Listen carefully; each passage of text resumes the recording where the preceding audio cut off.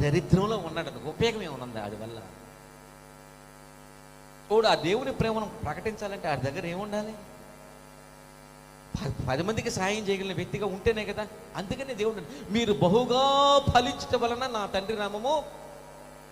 దీనికి మళ్ళీ కొత్త నిర్వచనాలు: ఆత్మ ఫలములు, కనికరము. వాడికి పేదోడికి కనికరం ఉంది, దయ ఉంది. కనికరము, దయ, ఓర్పు, సహనము అన్నీ ఉన్నాయి. 2 జతల బట్టలు ఉంది, ఇంట్లో 1 కేజీ బియ్యం ఉంది. ఏమైనా ఉపయోగమా? వాడి దయ వల్ల, కనికరం వల్ల, ఓర్పు వల్ల, సహనం వల్ల సమాజానికి ఏమైనా ఉపయోగమా?